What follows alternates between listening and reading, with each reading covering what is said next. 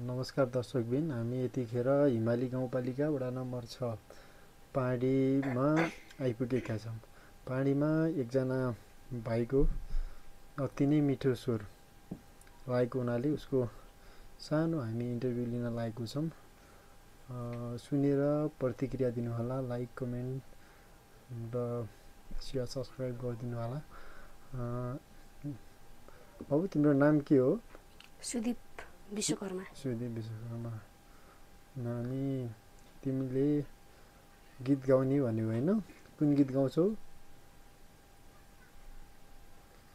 ल गाउ त, एउटा गीत गाएर सुनाइदेऊ। खच्चर मेरा गाडी मोटर सँगै हिँड्ने भिडमा, नुनको भरे पिठेउमा, लाम्लो मेरो शिरमा हजुर। रेलको बाटो पुग्दैछ रे तिमी बस्ने सहरैमा, हुम्ला कहिले मोटर आउला, बसेको छु हेर्ने रहरैमा।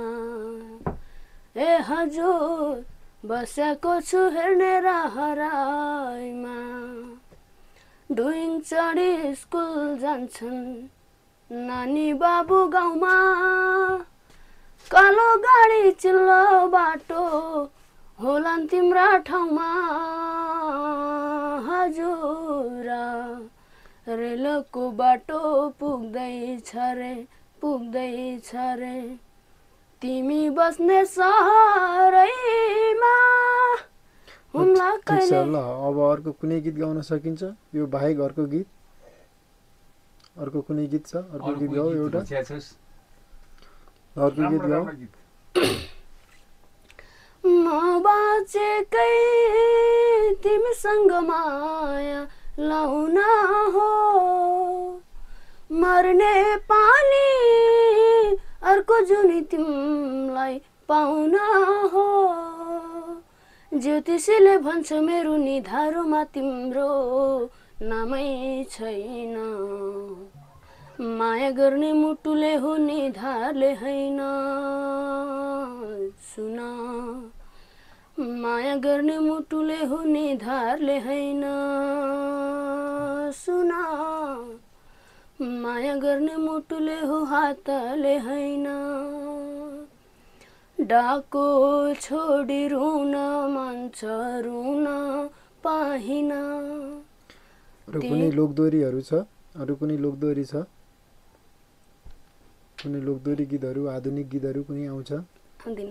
आउँदैन। घरमा को हुनुहुन्छ? मम्मी, बहिनी, म। खोइ बुवा खोइ त नि? धनगढी।